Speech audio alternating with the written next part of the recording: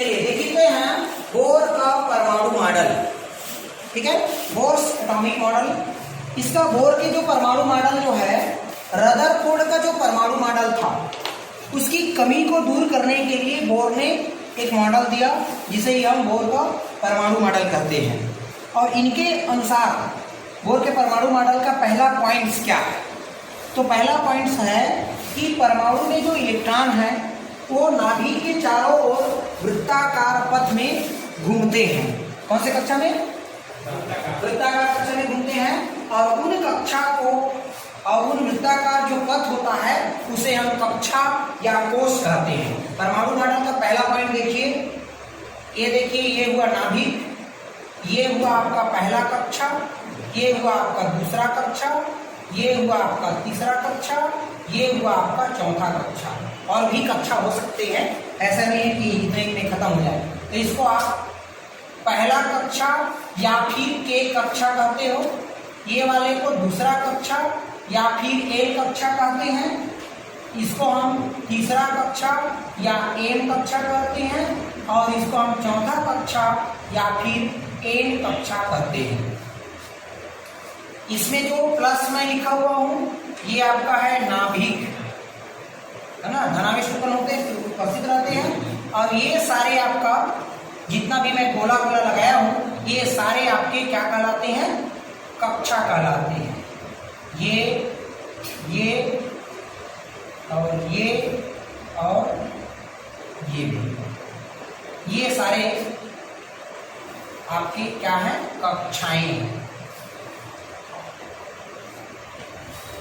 चलो, तो पहला पॉइंट क्या कहता है बोर का परमाणु मॉडल का कि परमाणु में जो इलेक्ट्रॉन होते हैं वो वृत्ताकार कक्षा में, नाभिक के चारों वृत्ताकार कक्षों में क्या करते हैं? पथों में घूमते हैं। वृत्ताकार जो पथ है, रास्ता है, उसमें घूमते हैं। और इन वृत्ताकार पथ को हम कक्षा या कोश या कक्ष कहते हैं।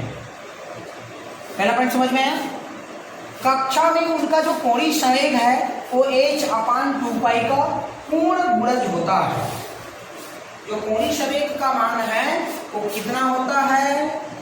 तो कोणीय संवेग का मान होता है h/2π का पूर्ण गुणज। जो कोणीय संवेग है इसका मान होगा आपका n × h/2π, जहां n क्या चीज है? जहां n पूर्णांक संख्या है, पूर्ण गुणज। ठीक है, n का मान 1 2 3 4 कुछ भी हो सकते हैं, है ना। n का मान 1 2 3 4 डिग्रीज। यहाँ पर h क्या चीज है? तो h जो है प्लैंक नियतांक है। ठीक है, और जो कोणीय संवेग है उसका सूत्र क्या होता है? mvr। तो चाहो तो इसका पैसा भी लिख सकते हो, mvr = n h/2π। जहाँ m क्या है? तो m इलेक्ट्रॉन का द्रव्यमान है, v क्या है? तो v जो है इलेक्ट्रॉन का वेग है, r क्या है? तो वृत्ताकार पथ की त्रिज्या। m इलेक्ट्रॉन का द्रव्यमान, v इलेक्ट्रॉन का वेग, r वृत्ताकार पथ की त्रिज्या। h क्या है? तो प्लैंक नियतांक है। n क्या है? तो पूर्णांक संख्या है जिसका मान 1 2 3 4 डेढ़।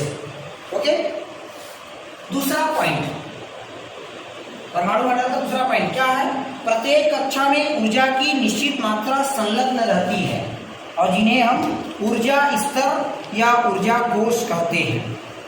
ऊर्जा स्तरों की को क्रमशः, जो ऊर्जा स्तर है उस ऊर्जा स्तर को हम क्रमशः 1 2 3 4 जो भी ऊर्जा स्तर है उस ऊर्जा स्तरों को क्रमशः हम 1 2 3 4 5 डेश या फिर K L M N O dash इत्यादि से व्यक्त किया जाता है। ये देखो यहाँ पर 1 ऊर्जा स्तर को व्यक्त किए हैं, 1 या फिर K, 2 या फिर L, 3 या फिर M, 4 या फिर N। ये दूसरा पॉइंट हुआ। तीसरा पॉइंट, जब तक इलेक्ट्रॉन अनुमेय कक्ष परमिसिबल ऑर्बिट में गति करता है और तब तक यह न तो मतलब जिस कक्षा में इलेक्ट्रॉन, जैसे पहला कक्ष है, पहला कक्ष में 2 से ज्यादा इलेक्ट्रॉन नहीं हो सकता, तो जब तक इलेक्ट्रॉन ये पहला 2 इलेक्ट्रॉन ये पहला कक्षा में मतलब अपनी स्वयं की कक्षा में गति करता रहेगा, तब तक ना तो ऊर्जा का उत्सर्जन करेगा और ना ही ऊर्जा का अवशोषण करेगा। मतलब ना ऊर्जा वो निकालेगा और ना ही वो ऊर्जा लेगा। कब ये ऊर्जा उत्सर्जित करेगा और कब ये ऊर्जा अवशोषण करेगा, ये हम देखते हैं। तो ये ना तो ऊर्जा उत्सर्जन करेगा ना तो ग्रहण करेगा, अर्थात इससे ऊर्जा की एक निश्चित मात्रा संलग्न रहती है। अतः ऊर्जा स्तरों में घूमते हुए इलेक्ट्रॉन की ऊर्जा स्थिर व निश्चित होती है। ठीक है, पहला पॉइंट मैं क्या बताया हूं, चलो सबको एक बार लास्ट में रिपीट कर दूंगा। अभी तीसरा पॉइंट हो गया, चौथा पॉइंट देखिए। जब इलेक्ट्रॉन, तो तीसरा पॉइंट में क्या हम बात किए हैं, ऊर्जा स्थिर व निश्चित होती है। मेन पॉइंट वही है, ऊर्जा स्थिर व निश्चित होती है। कब, जब वे अपने अनुमेय कक्ष में होती है तब। चौथा पॉइंट, ये ऊर्जा का जब इलेक्ट्रॉन अपनी कक्षा त्याग करके उच्च कक्षा में कूदता है, मतलब ये पहला नंबर कक्षा से कूद करके कहीं वो दूसरा कक्षा में चला जाएगा, या दूसरा से कूद करके तीसरा में चला जाएगा, या तीसरा से कूद करके वो चौथा में चला जाएगा। कौन, इलेक्ट्रॉन। तो जब इलेक्ट्रॉन अपनी कक्षा से कूद करके उच्च कक्षा में चला जाता है तो वह ऊर्जा का अवशोषण करता है, और ऊर्जा मतलब लेगा, ऊर्जा लेकर ही वो उच्च कक्षा में जाता है, जिसे हम उत्तेजित इलेक्ट्रॉन कहते हैं। कौन से इलेक्ट्रॉन कहते हैं, उत्तेजित इलेक्ट्रॉन। ठीक है, तो चौथा पॉइंट में हमने मेन चीज क्या बताए कि उच्च कक्षा में जाने पर, उच्च कक्षा में जाने पर इलेक्ट्रॉन क्या करता है, इलेक्ट्रॉन ऊर्जा का अवशोषण, हाँ ऊर्जा का अवशोषण करेगा तभी वो उच्च कक्षा में जाएगा। और ऐसे इलेक्ट्रॉन को हम उत्तेजित इलेक्ट्रॉन कहते हैं। पांचवा पॉइंट क्या है, उत्तेजित इलेक्ट्रॉन अपनी मूल अवस्था में वापस लौटने की प्रवृत्ति रखता है। जब वो उच्च ऊर्जा स्तर में चला जाएगा इलेक्ट्रॉन, तो फिर से वो अपनी मूल अवस्था में आने की प्रवृत्ति रखता है, और जब यह मूल अवस्था में वापस लौटता है तो अतिरिक्त ऊर्जा उत्सर्जित करता है।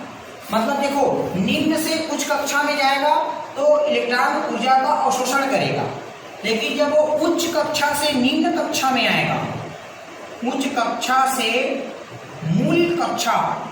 मूल अवस्था या मूल कक्षा में जब आएगा तो इलेक्ट्रॉन क्या करेगा, मूल अवस्था में आने पर क्या करेगा, ऊर्जा उत्सर्जन, अतिरिक्त जो ऊर्जा होगा उसका ऊर्जा का ये उत्सर्जन करता है। उत्सर्जन मतलब निकालता है, उत्सर्जित निकलता है, इलेक्ट्रॉन निकलेगा मतलब ऊर्जा निकलेगा। मतलब उच्च ऊर्जा से जब निम्न ऊर्जा में आएगा तो ऊर्जा का मतलब ऊष्मा निकालेगा, तब वो उच्च से निम्न में आएगा। और जब निम्न से उच्च में कब जाएगा, जब उसको ऊर्जा अधिक मिलेगा, तब वो अपनी कक्षा को छोड़ करके वो उच्च कक्षा में चला जाएगा। ठीक है, जैसे हम किसी पत्थर को फेंकेंगे तो हम ज्यादा एनर्जी लगाएंगे तभी पत्थर ऊपर जाएगा, लेकिन जब ऊपर से कोई पत्थर नीचे आएगा तो वो अपनी ऊर्जा खो करके नीचे आएगा। समझ रहे हो ना, और अतिरिक्त ऊर्जा को खोएगा और वो नीचे आएगा। लेकिन जब हम किसी पत्थर को ऊंचा ऊपर फेंकेंगे तो अपने आप ऊपर नहीं फेंकाएगा, जब तक उसको हम एनर्जी नहीं देंगे। जितने ज्यादा एनर्जी देंगे उतने ज्यादा ऊपर जाएगा। जैसे कि तुम्हारा पहला पेपर अधिक एनर्जी किया होगा, लगाया होगा, प्रैक्टिस किया, अधिक एनर्जी लगाया तो अधिक दूरी तक गया। ठीक है, तो वैसी है कि इलेक्ट्रॉन जो है निम्न कक्षा से, अपने अनुमेय कक्षा से, अपने स्वयं की कक्षा से तभी वो उच्च कक्षा में जाएगा जब वो ऊर्जा का अवशोषण करेगा, और उच्च कक्षा से अपने मूल अवस्था में वापस भी आएगा, है ना। उच्च अवस्था से इसके लिए डायग्राम, ये समझो आपका उच्च ऊर्जा स्तर है, अब ये आपका निम्न ऊर्जा स्तर है। निम्न ऊर्जा स्तर, ये ऊपर वाला उच्च ऊर्जा स्तर, ये उच्च ऊर्जा स्तर का मान E2, निम्न ऊर्जा स्तर का मान E1, और ये आपका उत्तेजित अवस्था है।